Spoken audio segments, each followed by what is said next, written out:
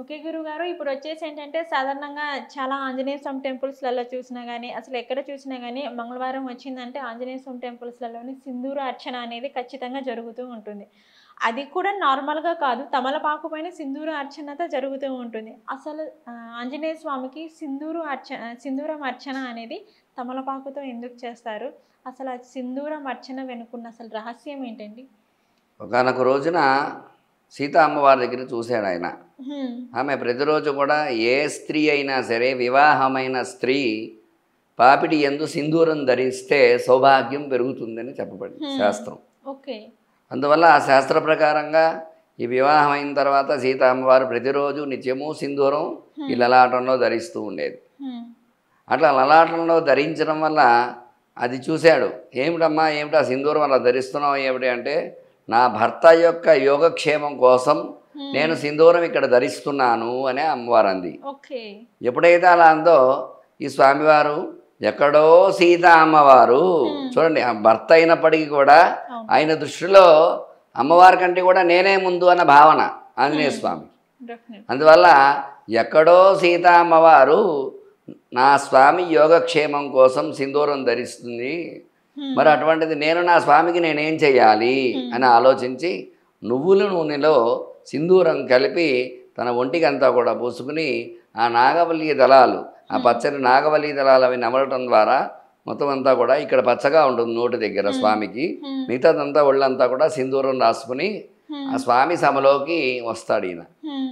ఆ సభలోకి వచ్చేసరికల్లా రాముడు వారు ఎవరో వచ్చేసారు. అందుకనే ఆంజనేయ స్వామి ఎక్కడ ఏ విగ్రహం చూస్తున్నా సరే సింధూరంతోనే సింధూరంతోనే విగ్రహం ఉంటుంది. ఉంటుంది ఎక్కువగా. ఆ అవును. సింధూరం రంగులోనే.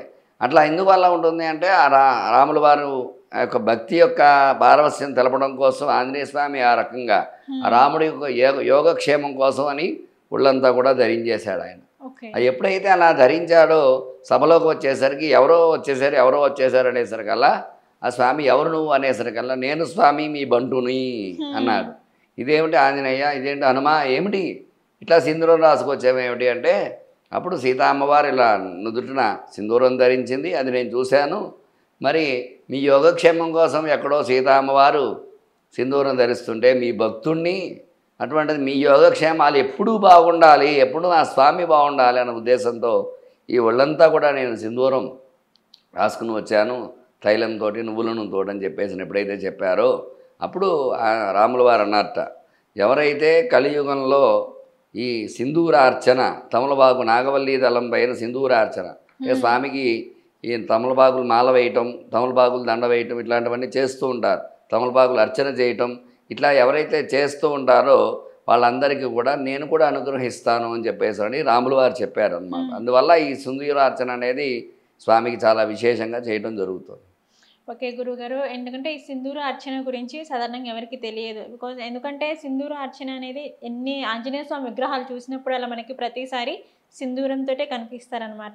అసలు దాని వెనుకున్న రహస్యం ఏంటి? అసలు ఆంజనేయ స్వామి విగ్రహం అనేది సింధూరంతో మొత్తం పూసుకొని ఎందుకుంటుంది అనేసి సాధారణంగా ఎవరికీ తెలియదు. బట్ ఈ వీడియో ద్వారా చాలామంది తెలుసుకుంటారు. థ్యాంక్ యూ గురువుగారు. ధన్యవాదాలు.